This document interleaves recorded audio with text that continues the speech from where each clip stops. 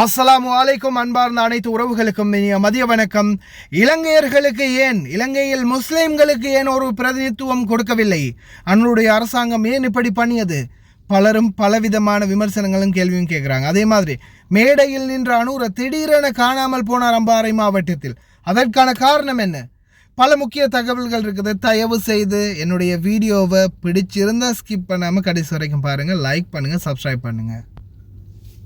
அஸ்ஸலாமு அலைக்கும் வரஹ்மத்துல்லாஹி வபரகாத்து. நான் உங்கள் சர்ஃபான் BA Vlog. தற்போதைய இலங்கை அரசியல் மாற்றம், அதே போல் தேசிய மக்கள் சக்தி இந்த முறை அவங்களுடைய வெற்றியை நிலைநாட்டியிருக்கிறாங்க. இந்த சந்தர்ப்பத்தில் முதலாவது ஜனாதிபதி தேர்தல், அதுக்கு அடுத்ததாக பாராளுமன்ற தேர்தல். இந்த பாராளுமன்ற தேர்தலில் இலங்கையினுடைய பல பிராந்தியங்கள்லையும் ஏகபோகமாக வெற்றி அடைந்திருக்கிறாங்க NPP. ஆனாலும் முஸ்லீம் அமைச்சர் ஒருவருக்கு வாய்ப்பு கொடுக்கவில்லை என்ற ஒரு குற்றச்சாட்டு பலராலும் முன்வைக்கப்படுது. ஆனாலும் முக்கியமான ஒரு விடயத்தை நம் சமுதாயம் மறந்துவிட்டார்கள். கடந்த காலங்களில் அரசியல் தலைமை ஒன்று இருந்தும், ஒரு அரசியல் தலைமை முஸ்லிம்களுக்கான தலைமை இருந்தும், அந்த தலைமைத்துவங்கள் இம்முறை நடந்த ஜனாதிபதி தேர்தலில் போட்டியிட்டு வெற்றி பெற்ற ஒரு வேட்பாளரான அனுரகுமார திசாநாயக் அவர்கள் ஜனாதிபதியான பிறகு, அவருடைய அந்த ஜனாதிபதி தேர்தலின் பிறகு கடந்த நவம்பர் 14 நடந்தது பாராளுமன்ற தேர்தல். இந்த பாராளுமன்ற தேர்தலில் எங்களுடைய முஸ்லிம் சமூக அக்கறையுள்ள சமூகத்தை முன்னோக்கி எடுத்துச் செல்ல ஆர்வமுள்ள அரசியல்வாதிகள் நிச்சயமாக இந்த கட்சியுடனாவது இணைந்து செயல்பட்டிருக்க வேண்டும். சரி, அவங்க இணைஞ்சு செயல்படலை. அதே போல் எங்களுடைய சில முஸ்லீம் சமூகங்கள் அதிகம் வாழக்கூடிய பிரதேசங்களில் வாக்குகள் அனைத்துமே கலைந்து செல்லப்பட்டது. என் காரணம் என்ன? முதலாவது, எங்களுக்குள்ள ஒற்றுமை இல்லை. கல்குடா தொகுதி, இன்றைக்கு கல்குடா தொகுதிக்குள்ள நினைச்சிருந்தா ஒரு ஆசனத்தை பெற்றிருக்க முடியும். ஆனால் ஒற்றுமை இல்லை, மக்களுக்குள்ள ஒற்றுமை இல்லை. அதே போல் இன்னொரு முக்கியமான விடயத்தை ஞாபகத்தில் வச்சுக்கொள்ளுங்க. NPP, தேசிய மக்கள் சக்தி, இந்த கட்சி உருவாகின நாளில் இருந்து இந்த கட்சியோடு இணைந்து செயல்படக்கூடிய செயல்பாட்டாளர்கள், அதே போல் இந்த கட்சியில் முன்னாள் காலங்களிலிருந்து இந்த கட்சிக்காக உழைத்த எத்தனையோ தொண்டர்கள், அதில் முக்கியமான சில பொறுப்புகளை ஏற்று செயல்படுத்தக்கூடிய ஒரு சிலருக்குத்தான் இப்போதைக்கு பொறுப்புகள் வழங்கப்பட்டிருக்குது. அதே மாதிரி தமிழ் பேசும் தமிழ் மக்களுக்கான குரலாக சில அமைச்சர்களும் நியமிக்கப்பட்டிருக்கிறாங்க. தமிழ் MPக்கள் முஸ்லீம், சிங்களம், தமிழ், கிறிஸ்தவம் என்று மத அடிப்படையில் பார்க்காம தமிழ் பேசும் மக்களுக்கான குரல் அங்கே இருக்குதான்றதை மட்டும் பாருங்க. உங்களுக்கு எல்லாருக்குமே, சாதாரணமாக நான் உட்பட அனைத்து இலங்கை வாழ் முஸ்லீம்களுக்கு எங்களுக்கான ஒரு தலைமைத்துவம் வேண்டுமென்றால் அதற்கு நாங்கள் அனைவருமே ஒன்று சேர்ந்து செயல்படணும். அந்த ஒற்றுமை எங்கள்கிட்ட இருக்குதா? இல்லை. ஒவ்வொரு தொகுதிகள்லையும் இன்றைக்கு ஒவ்வொரு மக்களும் ஒவ்வொரு ஏரியாக்கள்லையும் அவங்களுடைய பிரதிநிதித்துவத்தை தேர்ந்தெடுக்கிறதுக்காக முடிந்த அளவு முயற்சி பண்ணாங்க. ஆனால் எங்களுடைய சமுதாயம் சில தொகுதிகளில் என்ன பண்ணினீங்க? 10 கட்சியாக பிரிஞ்சுங்க, 1000 பேர் இருந்தீங்கன்னா அதில் 100 பேர் ஒரு ஆளுக்கு ஓட்டு போட்டிங்க. இந்த மாதிரி ஒற்றுமை இல்லாமல் ஆளுக்கு ஒரு பக்கம் கலைந்து சென்றால் எங்களுக்கான பிரதிநிதித்துவம் கிடைக்காது. அதனால் தயவு செய்து எதிர்வரும் காலங்கள்லையாவது மாகாண சபை தேர்தல், அதே போல் பிரதேச சபை தேர்தல், இன்னும் எத்தனையோ தேர்தல்கள் இருக்குது. இன்னும் 5 வருடத்தில் மறுபடியும் பாராளுமன்ற தேர்தல் இருக்குது, ஜனாதிபதி தேர்தல் இருக்குது. ஒற்றுமையாக ஒன்று சேர்ந்து ஒரே ஒரு ஆளை, முதலாவது ஒரு கிராமம், ஒரு நகரம், ஒரு பகுதி, ஒரு தொகுதி என்று வரும்போது ஒட்டுமொத்த மக்களும் இன மத மொழி வேறுபாடின்றி அந்த தொகுதிக்கு ஒரு பிரதிநிதித்துவத்தை எடுக்கும் வகையில் நீங்கள் எல்லாரும் சேர்ந்து ஒருத்தரை தேர்ந்தெடுத்து செயல்படுத்தினீங்கன்னா நிச்சயமாக எங்களுக்கான வேலைகளும் நடக்கும். அதே மாதிரி நீங்களாக தேர்ந்தெடுத்து ஒரு நபரை நிறுத்தும் போது ஏதாவது ஒரு பிரச்சனை வந்தால் நேரடியாக நீங்கள் கேள்வி கேட்கலாம். அதை ஞாபகத்தில் வச்சுக்கோங்க. ஆனால் இன்றைக்கு வரைக்கும் அரசியல்வாதிகளை தேர்ந்தெடுக்கிறது உங்களுடைய கையில் இல்லை. யார் அவங்க என்ன கொடுக்குறாங்களோ, அவங்க யார் யார் எவ்வளவு கொடுக்குறாங்களோ, அரிசி மூடை எங்கே கிடைக்குது, காசு எங்கே கிடைக்குது, உங்களுக்கான சலுகை எங்கே கிடைக்குது, அதை பார்த்து தான் மக்கள் இன்னைக்கு வாக்களிக்கிற நிலைமையில் இன்னமும் இருக்கிறாங்க ஒரு சிலர். அந்த நிலைமை மாறணும். நம்மளுடைய சமுதாயத்துக்காக அனைவரும் ஒன்று சேர்ந்து ஒரு பிரதிநிதித்துவத்தை எடுக்கணும் அப்படின்ற முயற்சியோட முன்னெடுத்து செயல்பட்டீங்கன்னா நிச்சயமாக எங்களுக்கும் ஒரு பிரதிநிதித்துவத்தை எடுக்க முடியும். ஆனால் எங்கள்கிட்ட அந்த ஒற்றுமை இல்லை. பல பல மாநிலங்களில் இந்தியாவிலலாம் பாருங்கள், எவ்வளவெல்லாம் பிரச்சனை வந்தாலும் கடைசி தேர்தல் என்று வரும்போது எப்படியுமே ஒரு கட்சியை வெல்ல வைக்கிறதுக்கான முயற்சிகள் எடுப்பாங்க. ஆனால் இன்னைக்கு 100% எங்களுடைய இலங்கையை பொறுத்த வரையில் நம்ம எவ்வளவுதான் முயற்சி செய்தாலும் ஒற்றுமைன்றது கஷ்டம். ஒற்றுமையை ஒன்று சேர்த்து எடுக்கிறது ரொம்ப கஷ்டமாக இருக்குது. ஏன்னா ஒவ்வொருத்தரும் ஒவ்வொரு ரீதியிலையும், ஒவ்வொரு சார்பிலையும், பக்க சார்பிலையும் ஒவ்வொருவருடைய சலுகைகளுக்கும் ஆசைப்பட்டு போய்கொண்டே இருக்கிறாங்க. அந்த நிலைமை மாறணும். அந்த நிலைமை என்னைக்கு மாறுதோ அன்னைக்கு தான் நம்மளுக்கான பிரதிநிதித்துவங்கள் நிச்சயமாக கிடைக்கும். அதனால் விமர்சனங்களை தெரிவிக்கிறத விட்டுட்டு, முஸ்லீம் எம்பி ஒருத்தருக்கு இந்த முறை கொடுக்கலையே, இந்த முறை எல்லாமே சிங்கள தமிழ் அமைச்சர்களுக்கு மட்டும்தானே கொடுத்துருக்காங்க, முஸ்லீம் ஒருத்தருக்கு கொடுக்கலையே அப்படின்ற அந்த பாகுபாடு வேறுபாடை விட்டுட்டு இனி வரும் காலங்கள்லையாவது ஒற்றுமையாக செயல்பட்டு எங்களுக்கான தலைமைத்துவங்களை, பிரதிநிதித்துவத்தை உருவாக்குறதுக்குரிய முயற்சிகள் எடுங்க.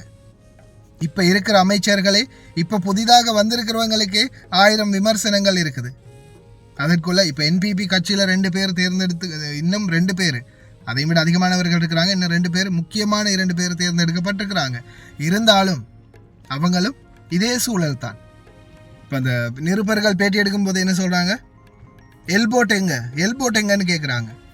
ஏன் சில வஞ்சகம் பிடித்த அரசியல்வாதிகள், வயதாகியும் கிளடுகட்டைகளாகியும் வீட்டில் போய் உட்காராமல் தொடர்ந்தும் அரசியல் கதிரைக்கு ஆசைப்படும் அரசியல்வாதிகள், அவங்க அவங்களுடைய சூழ்ச்சிகளையும் அவங்களுடைய விமர்சனங்களையும் தொடர்ந்தும் மிகவும் கேவலமான அரசியலையும் தொடர்ந்து செஞ்சுக்கிட்டே போகிறாங்க.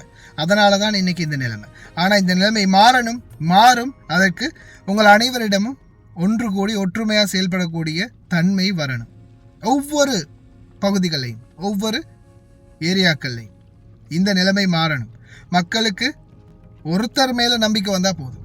அந்த ஒருத்தர் எல்லாருமா சேர்ந்து வெல்ல வைங்க. 10 பேர் அந்த பக்கம், 10 பேர் இந்த பக்கம், 5 பேர் இந்த பக்கம், இப்படியே காலமெல்லாம் காலத்தை கடத்தினீங்கன்னா கடைசி வரைக்கும் ஒற்றுமையும் ஆக மாட்டீங்க. அதே மாதிரி ஒரு பிரதிநிதித்துவத்தை எடுக்கவும் மாட்டீங்க. தயவு செய்து ஒற்றுமையாக செயல்படுங்க. வெளிநாடு வாழ் தொழிலாளர்களுக்காக நாங்கள் இந்த நாடுகளில் படக்கூடிய கஷ்டம், இந்த நாடுகளில் நாங்கள் தொழிலாளர்கள் சம்பந்தமாக முன்னெடுக்கக்கூடிய முயற்சிகள், இதை அனைத்தும் பாராளுமன்றத்தில் உள்ள அமைச்சர்களை தேர்ந்தெடுத்து செயல்படுத்தி அவங்களையும் சரியான முறையில் வழி நடத்துறதுக்கு நாட்டு மக்களாகிய நீங்கள் தான் முயற்சி எடுக்கணும். அதனால் இந்த வெளிநாடு வாழ் தொழிலாளர்கள் சார்பாக நாங்கள் எங்களால் ஏண்ட முயற்சிகளை எடுக்கிறோம். நாட்டில் தயவு செய்து நாட்டுடைய பிரதிநிதித்துவங்களை சரியான முறையில் தேர்ந்தெடுத்து சரியான வாக்குகளை கொடுத்து இதன் பிறகாவது ஒற்றுமையாக செயல்பட பாருங்கள் முஸ்லீம் சமுதாயமே. அவ்வளோதான் என்னால் சொல்ல முடியும். முஸ்லீம் சமுதாயங்களுடைய பிழை தான் இன்னைக்கு ஒரு பிரதிநிதித்துவம் வராமல் போனதுக்கான காரணம். எத்தனை பழைய மூத்த அரசியல்வாதி இருந்தாங்க, யாராவது ஒருத்தர் இந்த கட்சியில் இணைந்தாங்களா? ஏன் இணையலை? என்ன காரணம்? அதை தேடுங்க. ஏன் அவங்களுக்கு ஊழல் பிரச்சனை இருக்குதா? வேற ஏதாவது பிரச்சனை இருக்குதா? ஊழலை ஒழிக்க வந்த அரசாங்கம் என்றதால் ஒதுங்கினாங்களா? முதல்ல முன்னாடி இருந்த அரசியல்வாதிகள்கிட்ட இந்த கேள்வி எழுப்புங்க. ஏன் நீங்கள் இந்த கட்சியோட இணைந்து செயல்படலைன்னு. சொந்த கட்சியை கட்டி பிடிச்சிக்கிட்டாலும் தான் காலத்துக்கும் அப்படியே இருக்க வேண்டியதுதான். அரசியல் மாற்றங்கள் என்பது இவங்க எல்லாரும் கட்சி மாறாதவங்களா சொல்லுங்க. ஒவ்வொருத்தரும் ஒவ்வொரு கட்சியிலேருந்து ஒவ்வொரு தடவை தாவி வந்தவங்க தானே. ஆனால் இந்த முறை மக்களுக்கான ஆட்சி நடக்குது, மக்களுக்கான ஒரு அரசாங்கம் உருவாகி இருக்குதுன்னு போது ஏன் இவங்களால் இணைய முடியலை? என்ன காரணம்? அது உங்களுடைய அரசியல்வாதிகள்கிட்டயே கேளுங்க. அவங்க இன்னைக்கு இந்த கட்சியோட இணைந்து செயல்பட்டிருந்தா முஸ்லீம்களுக்கான பிரதிநிதித்துவமும் நிச்சயம் கிடைத்திருக்கும். அனுபவம் உள்ள அரசியல்வாதிகளும் வந்திருப்பாங்க. ஆனால் அவங்களுக்கு விருப்பம் இல்லை. ஏன்னா மக்கள் எப்பவுமே குழப்ப நிலையிலையும் பிரிவு நிலையிலையும் வச்சிருக்கணும்ன்றது தான் அவங்களுடைய ஒரே நோக்கம். அதனால இன்னும் இந்த அரசியல்வாதிகளுடைய பொய்யான வாக்குறுதிகளை நம்பி ஏமாறாம இதன் பிறகாவது எதிர்வரும் கால அரசியல் மாற்றங்கள்லையாவது ஒரு நல்ல பிரதிநிதித்துவத்தை தேர்ந்தெடுங்க. எல்லாருமா ஊர் ஒன்றுபட்டு செயல்படுங்க. ஊர் 2 பட்டா கூத்தாடி கொண்டாட்டம்னு சொல்லுவாங்க. அது மாதிரி அரசியல்வாதிகளுக்கும் அதே நிலை தான். ஊரை ரெண்டாக்கி வச்சு பார்த்தா அவங்களுக்கு சந்தோஷம். அதனால் ஊர் ஒன்றுபட்டு செயல்படுங்க, நிச்சயமாக நல்ல ஒரு பிரதிநிதித்துவத்தை எடுக்கலாம். முயற்சி பண்ணுங்கள், அவ்வளோதான் சொல்ல முடியும். வெளிநாடுகள்லேருந்து நாங்கள் கஷ்டப்பட்டு டொலர்கள் அனுப்புறது நாட்டு மக்களுக்காகவும், எங்களுடைய வீட்டுக்காகவும், எங்களுடைய நாட்டுக்காகவும். ஆனால் அந்த டொலர்களை சரியான முறையில் பயன்படுத்தி நாட்டையும் செழிப்பாக்கி எங்களுடைய வாழ்க்கையிலும் சில மாற்றங்களை கொண்டு வரதுக்கான முயற்சிகளை இதன் பிறகாவது இருக்கக்கூடிய அரசியல்வாதிகள் எடுப்பாங்க அப்படின்னு நம்புகிறோம். இன்ஷா அல்லாஹ். ஒற்றுமையே பலம், ஒற்றுமையாக இருக்க பாருங்கள். ஓகே ஃப்ரெண்ட்ஸ், அஸ்ஸலாமு அலைக்கும் வரஹ்மத்துல்லாஹி வபரகாத்துஹு. சம்பவம் நடந்தது உண்மைதான், இந்த ஊரில் நடந்தது உண்மைதான். இதில் நாங்கள் படங்கள்லாம் பார்த்திப்போம், இல்லை சூப்பர் ஹீரோ சப்ஜெக்ட் இல்லை வாசிச்சிருப்போம். இது உண்மையில் நடந்த சம்பவம். கெளுத்தின்னு சொல்லி போட்டவர் பட்ட பேர் போல் அவர் ஆரம்பகால போராளிகளில் ஒரு ஆள். ஜேவிபியில் ரோஹண விஜயவீரைக்கு ஆபத்து, சிங்கள அரசாங்கத்தால் ஆபத்து இருக்கின்று தெரிஞ்ச நேரம் இவர் தான் இந்த ஊரில் கொண்டு வந்து கொஞ்ச நாட்கள் அவரை பாதுகாப்பில் மறைச்சி வச்சுருந்துகிறார். 80களில் அவர் அந்த சுடப்படுறதுக்கு அந்த கொஞ்ச காலத்துக்கு வருஷத்துக்கு அவர் மறைச்சி வச்சுருந்துகிறார். மூத்தானது அவரோட மகன், கெளுத்தி அவர்னு சொல்கிறவரோட மகன். அவர் உயிரோடு இருக்கிறார், இப்போ கொஞ்சம் வயசாகிட்டு உயிரோடு இருக்கிறார். அவர் மகனை யானை தாக்கினது, காட்டு யானை. இங்கே அந்த காட்டு யானோட பிரச்சனை கொஞ்சம் இருக்குதானே, வயல் வெட்டி முடிஞ்சதோட காட்டு யானைகள் ஊருக்குள்ளே வரும். அப்போ இவர் மண் ஏற்றுற கான்ட்ராக்ட் ஒன்று செய்கிறவர் மகன் போயிருக்கார். ஒரு 3:30-4 மணி மாதிரி காட்டு யானை ஒன்று துரத்தி அவர் அடித்தது. அப்போ கெளுத்திர மகன். அப்போ இப்படி இவர் இங்கே வந்த நேரம் ஏதோ ஒரு வேலையாக ஹெலிகாப்டரில் அம்பாறைக்கு வந்து ஜனாதிபதி பைக் ஒன்றில், நான் நினைக்கிறேன் அவரை பொடி கார்டோடு வந்திருப்பாருன்னு நினைக்கிறேன்.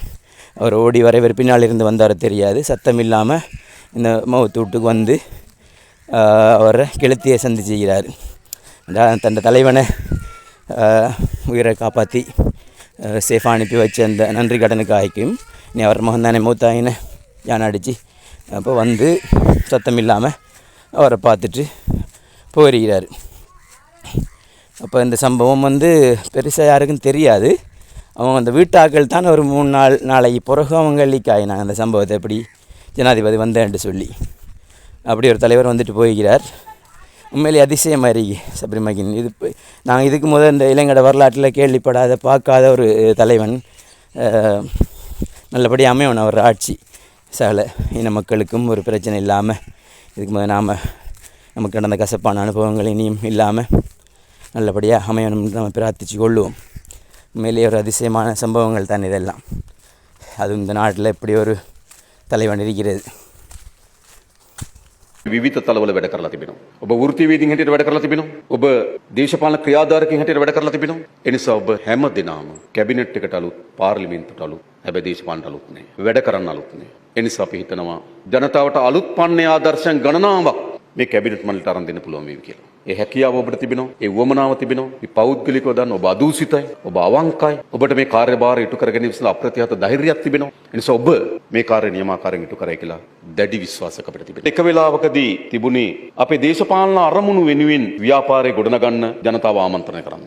අපිට යහපත් අරමුණු සමුදායක් තිබුණා. මේ යහපත් අරමුණු සමුදාය සාර්ථක කර ගැනීම සඳහා බලය අත්පත් කර ගැනීම සඳහා අපි වැඩ කරා. එතකොට අපේ වැඩ රටාව, අපේ සටන් පාට, අපි ක්‍රියාකාරකම් ඒ ඔක්කොම තිබෙන්නේ බලය අත්පත් කර ගැනීම සඳහා පොරබදන තලයේ.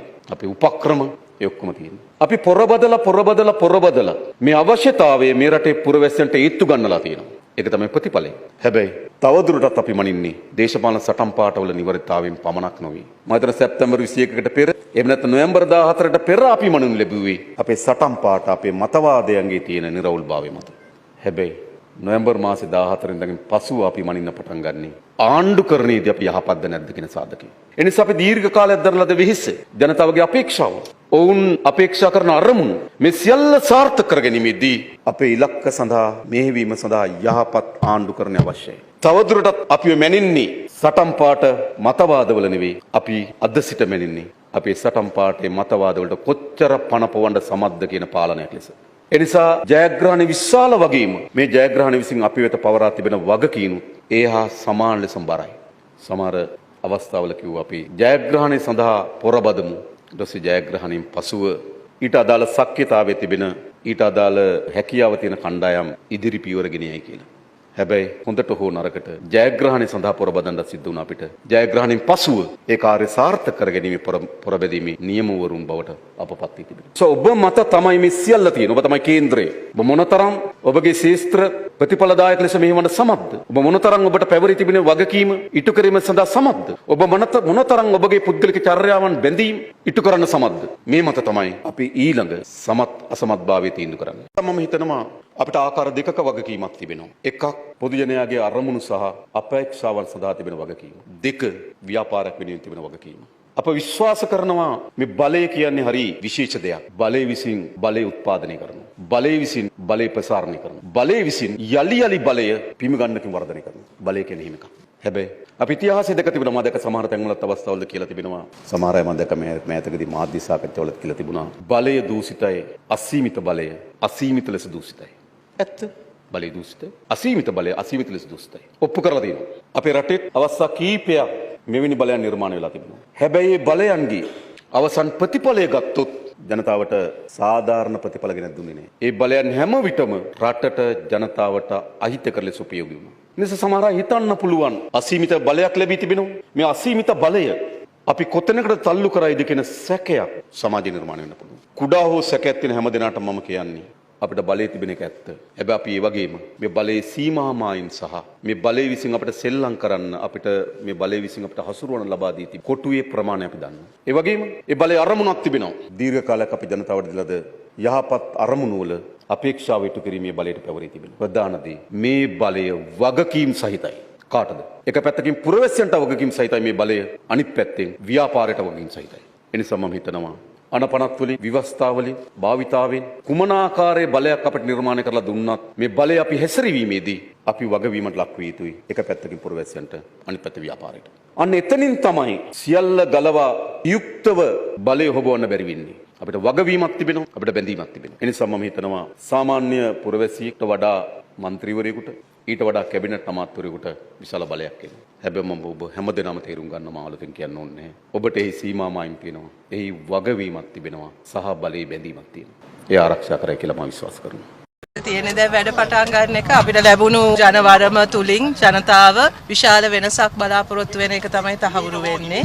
අපි මත ලොකු විශ්වාසයක් තියලා තියෙනවා. ඉතින් ඒ විශ්වාසයත් එක්ක අපි වැඩ කරන වැඩේ දැන් පටන් ගන්නවා. ජනාධිපතිතුමා ඉදිරියට ඉතා ඉක්මනින් මේ ඉන්දියාවට සංචාරයකට නිල සංචාරයකට යනවා කියලා තියෙනවා. එහෙම එකක් තියෙනවද කොහොමද? දෙසැම්බර් මැද ඉන්දියාවට යන්න බලාපොරොත්තු තියෙනවා. ජනාධිපතිතුමාත් ඒ වගේම ඉන්දියාවේ අගමැතිතුමාත් අතර හමුවක් පවත්වන්න සූදානමක් තියෙනවා. ආර්ථිකයවත් සමාජයවත් කරන්න බෑ රටේ නීතිය විධානය ආධිපත්‍ය නිවැරදි ලෙස තිබුණ නැත්තම් මං හිතන්නේ අනුර සහෝදරට ලැබුණු ජනවරමේ විශාලම කොටස තමයි වංචාවට දූෂණ තිත තැබීම නීතිය විධානය ආධිපත්‍ය හවුරු කිරීම ඒක තමයි ලොකුම ජනවරම. ඉතින් මම හිතනවා ඒ මට ලැබුණු අමාත්‍යාංශ ධූරය යටතේ ඒක විශාල වගකීමක් පැවරලා තියෙනවා. යම් විමර්ශන ප්‍රමාණයක් කෙරගෙන යනවා නීතිපතිවරයා සමග අපි දීපු ප්‍රධාන පොරොන්දුවක් තමයි ඒක. ඒ නිසා කිට්ටුවංශ පියවර ගනිමින් තියෙනවා. දැන් හෙට හෝ අනිද්දා වැඩ බාරගත්තාන් පස්සෙ ඒකට විශේෂ අවධානයක් යොමු කරනවා. දීපු පොරොන්දු ඒ ආකාරයට ඉෂ්ට කරනවා. ජනතාව අපිට බාර දුන්නා රට ජනතාවට බඩු මිල අඩු වෙනවා වගේම අඩුවකින්තරව බඩු දෙන්න ඕනේ. අඩුවකින්තරව බඩු දෙන්න අවශ්‍ය කරන ඒ අවශ්‍ය පහසුකම් සපයන්න බඩු ටික ගෙනත් දෙන්න ඒ වගකීම් මට බාර දීලා තියෙනවා. ඉතින් අපේ කැබිනට් මණ්ඩලය ඒ සියලු සහයෝගය ඇතුව අපි හෙට ඉඳන්ම වැඩ බාර අරගෙන ඒ කටයුත්ත කරනවා. දැන් අර බිත්තරකාරයන්ගේ බෙල්ලෙන් මල්ලගත්තේ? බිත්තරකාරය විතරක් නෙමෙයි රටේ ජනතාවගේ බොටුව මිරිකන් හිටපු ගොඩක් මාෆියාකාරයෝ ටිකක් ඉන්නවා. ඉතින් ඒගොල්ලොන්ට ඉදිරියට අපේ රටේ ජනතාවට බඩු මිල අඩු කරන්න අඩුවකින්තරව බඩු ගන්න පුළුවන් වෙළඳපළත් ඒ වගේම සහනදායී ලෙස ජීවත් වෙන්න පුළුවන් වටපිටාවකුත් හදනවා. සතුටින් ජීවත් වෙන්න පුළුවන් රටක් හදනවා. තාමත් ඔය වතු කරේ ගත්තොත් එයාලට නිවාසයක් නැහැ, ඉඩමක් නැහැ, හරියමං වැටුපක් නැහැ, මන්ද පෝෂණය වැඩියෙන් තියෙන තැන. ඒ වගේ මේවා තොණ්ඩමන්ලගේ දිගම්බරන්ලගේ රාජධානි හැටියට තිබුණු තැන්. ඉතින් අපි හිතනවා අපිට සුවිශාල මෙහෙවරක් එතන කරන්න තියෙනවා. මොකද පුනරුදු යුගයේ සැලකිය යුතු වැඩ කොටසක් කරන්න තියෙන තැනක්. ඉතින් අපි ඒකට සූදානම්. ඉතින් ඔබතුමා බලාපොරොත්තු වෙච්ච දේ ලැබුණාද? මම බලාපොරොත්තු දෙවන්නේ මේ මුදල් ලැබෙද්දිම අපි ලැබුණ කියලා එකක් නැහැ. අපි සාමූහිකව එකතු වෙලා වැඩ කරන්නේ කණ්ඩායමක් හැටියට. ඉතින් මම හිතන්නේ හොඳ කැබිනට් මණ්ඩලයක්පත් වුණා. රටේ ජනතාවට වග කියන්න පුළුවන්. රටේ ජනතාව බලාපොරොත්තු අරමුණු ඉෂ්ට කරන්න පුළුවන්. පොහොසත් රටක් ලස්සන ජීවිතයක් හදන්න ඒ වැඩ පිළිවෙල සාර්ථක ක්‍රියාත්මක කරන්න පුළුවන්. දක්ෂ කැබිනට් මණ්ඩලයක්පත් වුණා කියන රටටම පිළිගන්න පුළුවන්. දැන් මේ ඔබතුමාලා එල්බෝඩ් එක එල්බෝඩ් වලට පුළුවන් නේද මේ රට ගොඩනගන්න? පුළුවන්. එල්බෝඩ් කියන එක ඊටාම මේ දුර්වල අදහසක්. අපි එල්බෝඩ් වෙන්නේ මොනවටද කියලා ඒක කියපු කට්ටියගෙන්ම තමයි විමස ගන්න වෙන්නේ. මම හිතන්නේ අපි දේශපාලන අත්දැකීම් අපේ හුඟක් පරණයි අපේ ජීවිතවල. අපි ටිකක් අවුරුදු 50ක වගේ වයසේ ඉන්න උදවිය. ඒ වගේම තමයි අපේ වෘත්තීය අත්දැකීම. ඒ සියල්ල එකතු වෙලා එනකොට මම හිතන්නේ ඒක ප්‍රශ්නයක් වෙන්නේ නැහැ කියන එකයි විශ්වාසය. පාර්ලිමේන්තුවට අලුත් අමාත්‍යාංශවලට අලුත් ඒක ඇත්ත. නමුත් අපි අනිවාර්යයෙන්ම මේ රටේ කාන්තාවන් දරුවන් වෙනුවෙන් බිමේ වැඩ කරපු අපි. ඉතින් ඒක නිසා මේ අවස්ථාව හම්බෙලා තියෙන වෙලාවේ අපි රටේ දරුවන් වෙනුවෙන් කාන්තාවන් වෙනුවෙන් උපරිමය කරනවා. මේ මුළු රටම එකම පවුලක් හැටියට පත් වෙලා තිබෙනවා මේ ඡන්දෙදී. එම නිසා මින් ඉදිරියට ජාතිවාදී ආගම්වාදී ජනතාව ભેද බින්න කරන ඒවට ඉඩ නැහැ කියලා ජනතාව ඔප්පු දීලා තිබෙනවා. එම නිසා මේ ඒ ඇස්සේ අපිට අවශ්‍යතාවයක් තියෙනවා මේ රටේ ඉන්න සුළු ජාතිකත්වයන්ගේ ප්‍රශ්න පිළිබඳව ඊට වඩා හොඳ ඇසකින් බලන්න ඒ බලලා ඒගොල්ලන්ගේ ප්‍රශ්න විසඳීමේ දිශාවට අපි වැඩසටහන් හදනවා. அரசியல் மட்டத்தில் இருந்தவர்கள் அரசியல்வாதிகளோடு இணைந்து செயல்பட்டவர்கள் அரசியலில் உள்ள சில விடயங்களில் அனுபவம் பெற்றவர்கள் இப்படியானவர்களையே மீடியாக்காரர்கள் இந்த மாதிரி விமர்சிக்கும் போது இப்போ ரீசண்டாக முதல் முறையாக அரசியலுக்குள்ளே வந்த அந்த முனஃபர் மௌலவியாக இருக்கட்டும் அல்லது ரிஸ்வி சகோதரராக இருக்கட்டும் அவங்கள அமைச்சு பதவிக்காக ஏன் நியமிக்கலை அப்படின்னு கேள்வி கேட்குற முட்டாள்களுக்கு கொடுக்கறதுக்கு பதில் இல்லை. இனிமேலாவது ஒற்றுமையாக செயல்படுங்க. முதலாவது இப்போ இவ்வளவு காலமாக தலையில் தூக்கி வச்சு கொண்டாடின தலைவர்கள்கிட்ட போய் கேளுங்க, ஏன் உங்களால் இந்த கட்சியில் இணைந்து செயல்பட முடியாது அப்படின்னு, ஏன் என்ன காரணம் அப்படின்னு, ஏன் நீங்கள் ஊழல்வாதி அப்படின்றத கேளுங்க. இவ்வளவு காலமாக தலையில் தூக்கி வச்சு தலைவர்னு கொண்டாடினீங்களே, அந்த தலைவர்கள் எல்லாம் ஏன் மக்களுடன் சேர்ந்து மக்கள் தேர்ந்தெடுத்த அரசாங்கத்தை ஆதரித்து ஆட்சியுடன் இணைய முடியவில்லை? என்ன காரணம்? மக்களுக்காக பாடுபடுபவர்கள், மக்களுக்காக கண்ணீர் வடிப்பவர்கள் எங்கே போனார்கள்? எல்லாம் என்ன நீலை கண்ணீரா? கேளுங்க, உங்களுடைய அரசியல்வாதிகள்கிட்ட நீங்கள் தான் கேட்கணும். தயவு செய்து இனிமேலாவது சிந்திச்சு செயல்படுங்க இலங்கை மக்களே, முஸ்லீம் சமூகமே. மாற்றம் என்பது இனிமேல் உங்கள் கையில் தான் இருக்குது. அஸ்ஸலாமு அலைக்கும் வரஹ்மத்துல்லாஹி வபரகாத்துஹு.